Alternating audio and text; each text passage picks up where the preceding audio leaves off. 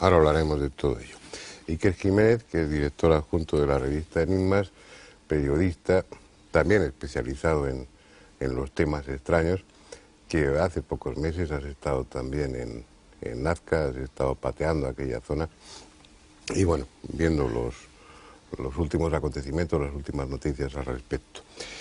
Y Andrés Averasturi, al que cuando no está echamos mucho de menos. No me extraña. Yo Y tú no has estado en Nazca porque hay que ir en avión. Mientras claro, yo no hubiera aprovechado las no pistas de Nazca ni tren. cuando tuvieron algún fin. Bien, lo que es evidente es que las pistas o las llamadas pistas de Nazca están ahí, en la Pampa Colorada y extendiéndose aún más a otras zonas. También está claro que son visibles desde el aire. Desde los cerros cercanos, pues uno puede tener una idea aproximada, pero es evidente que eso no está hecho para contemplarse a ras del suelo, sino desde arriba. La primera pregunta o el tema a debatir inicialmente sería ¿para qué se hicieron, en vuestra opinión, esas pistas, esos geoglifos, que sería el término correcto? Venga, ¿quién abre el fuego? Bueno, puedo empezar a decir... Estás en tu casa, Edgar, y no te dejes cohibir por estos periodistas, tú también lo eres, así que... Bueno, se está derramando últimamente mucha literatura al respecto. Hay pues una serie de estudiosos que intentan explicar. Por otra parte también están las versiones de los vecinos, de los moradores de aquellas zonas, y de todos, pues en todos los centros escolares también se narran pues leyendas o historias pues recogidas por historiadores peruanos. La causa es algo que, bueno, pues como todos los enigmas del mundo, hay hipótesis, ¿no? Y como decía pues un escritor, como por ejemplo JJ Benítez, hablaba sobre las hipótesis, lo que hacen es arrojar unos rayos de luz, pero no iluminan en su integridad para dar conocimiento a ello.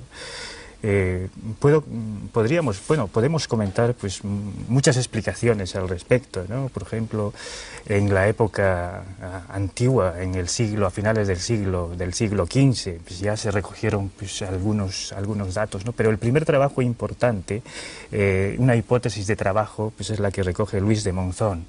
Luis de Monzón pues hace referencia en sus crónicas a que recoge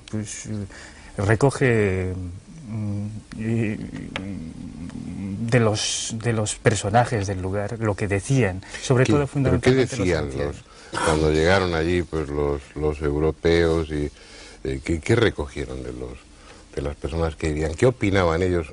¿Sabían que existían las pistas de Nazca o no lo sabían, no se les había olvidado?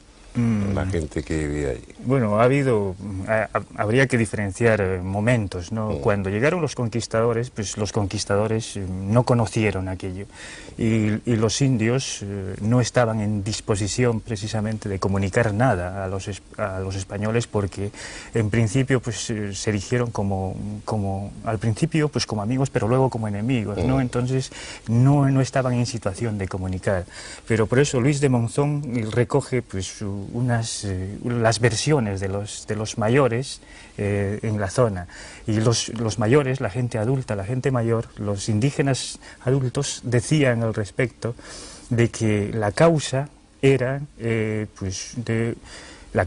unos hombres que les denominaban viracocha.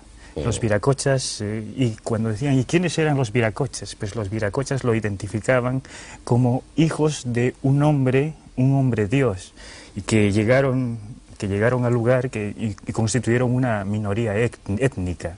Pues llegaron a través del cielo y enseñaron pues a los moradores de la ciudad y fundamentalmente pues a los nazqueños estas. Entonces la construcción de esas pistas lo que significaba era algo así como decir pues aquí te esperamos, ¿no? Te esperamos cuando volváis. O sea, sería un mensaje afectivo y un recordatorio, Exacto, una especie un mensaje de reclamo, reconocimiento, ¿no? Es reconocimiento a alguien que podía ver desde el cielo, a alguien que podía ver desde las alturas. Bien, sí, esa es una constante en muchas de las culturas americanas, ¿no? El hacer referencia a unos seres venidos de por ahí arriba, a unos héroes, a unos semidioses. Viracocha es el dios de los Andes, el que planifica, el que pone en marcha todo aquello, y que tiene unos descendientes que también están dotados de grandes capacidades técnicas. ¿Hasta qué punto, cuando hablamos de eso, pensáis que es pura mitología o que realmente se está aludiendo de una forma más o menos adornada a hechos auténticos? ¿Hasta qué punto habría que dar, cuando uno habla de las pistas de Nazca, es justo reconocer que gran parte de su popularidad se debe a von Däniken y a aquellos libros y aquellos documentales que hizo? Pero él sugería una hipótesis descabellada, que cualquiera que va allí puede comprobar. Eso no pueden ser pistas de aterrizaje ni lo han sido nunca. Pero sí está claro que parece haber una vinculación con alguien venido de por ahí fuera. ¿Dioses fabricados por el hombre, pura mitología, pura religión? ¿O creéis que se está aludiendo a hechos reales? A la visita tendrían que ser de otro planeta, aunque cueste así decirlo, porque hace unos cuantos siglos no había nadie que pudiera volar aquí en esta tierra. ¿Se estaría hablando de hechos o se estaría hablando de pura religión, de pura mitología? Don Fernando, hay una hipótesis muy curiosa, y bueno, surgió a principios de los 70 o a finales de los 60, esta teoría, bueno, que fue además, se hizo después un vuelo, de que los incas o los pre-incas que habitaban esa región, más bien, conocían técnicas de vuelo en globo, o sea que podrían construir unos globos primitivos y desde esos globos podrían trazar, o sea, orientar, ¿no?, estas líneas. Y eso me parece un aspecto muy interesante. ¿Serían estos quizás los hombres que vinieron del cielo? Hombres que no creo que vinieran en globo, ¿no? Un globo. Pero yo seguí, es un tema que a mí me ha apasionado, pues como a vosotros también. El ser más viejo tiene la ventaja de que hace más años que me vengo apasionando del tema. Esa hipótesis que luego se llevó a la práctica, se construyó incluso un globo. Un prototipo, ¿no? Sí. Y no sé de qué universidad norteamericana eran quienes lo hicieron. Pero eso lo único que demuestra es que los antiguos habitantes de la Pampa Colorada, los antiguos habitantes de Nazca, podrían haber construido un globo, únicamente porque los materiales estaban ahí, tampoco hace falta mucho, en definitiva era un globo de aire caliente. Pero eso no quiere decir que lo hicieran, ni mucho menos. Exacto. También estaban en situación técnica, pues de construir relojes, y no los construyeron, como había relojes aquí hace pues unos cuantos siglos que funcionaban perfectamente, eran muy rústicos, pero veían el tiempo. Y no, pienso que eso no, además que no tiene sentido. Estamos hablando de una cultura que no surge de una forma aislada y brusca, sino que tiene toda una tradición. Junto a las pistas de Nazca está la cerámica de Nazca, por ejemplo, además es prodigiosa, muy bonita.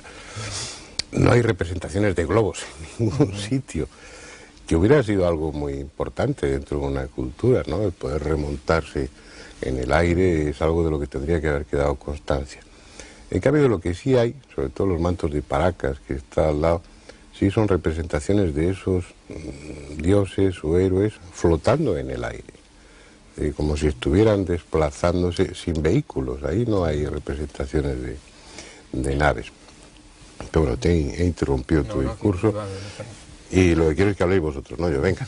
Se te va Andrés, ¿qué haces? ¿Te pones ahí a leer una revista mientras estamos aquí debatiendo? No, si estoy leyendo el artículo de... Además que Iker estuvo recientemente ahí también en Nazca, ¿no? Podría... Pero que uno se deja ver estas cosas y dice, pues hombre, pues sí, todo esto puede ser, pero claro, esto es como cuando vas en todos los pueblos, dice, mira, en la sierra se ve la mujer muerta, ¿no ves? Entonces, uno ve una montaña y siempre ve la figura que le digan que ve, como si ves el cielo, ves las nubes, la figura que quieren que veas, porque bueno, pues está ahí el degollador o no sé qué, no, pues vale, pues si tú dices que estás el negociador, a mí no me lo parece. Pero yo creo que ves con una fe previa en todo eso. Pues yo desde la erosión, desde unas determinadas circunstancias climatológicas, hablo de las pistas fundamentalmente, no ya de los dibujos y todo lo demás, ¿no? Pues le doy 100.000 explicaciones bastante más sencillas o más elementales que esta. A ver, una. Pues eso, fenómenos de erosión, no, de eso es absolutamente climatología, imposible. Está No, descartado porque puede. solamente son artificiales las líneas. Son geométricas, y no es una, sino hay centenares. Bien, ¿y qué? Y luego, no hombre, eso es, y además la técnica no es difícil, es retirar el cascajo de encima y dejar el suelo, la sería negrita. limpiar una raya, una línea. Que bueno, eso lo ha hecho el hombre, eso sí es evidente. El tema es para qué. ¿Para qué crees tú que hace eso? Para nada, yo creo que no lo ha hecho. Vamos, yo no creo que hayan perdido el tiempo haciendo estas cosas. Y es que, como estáis siempre con medias palabras, decir, ¿queréis que han venido los platillos volantes o qué? No lo sé, estamos buscando una explicación. A ver, al final ¿qué decidís?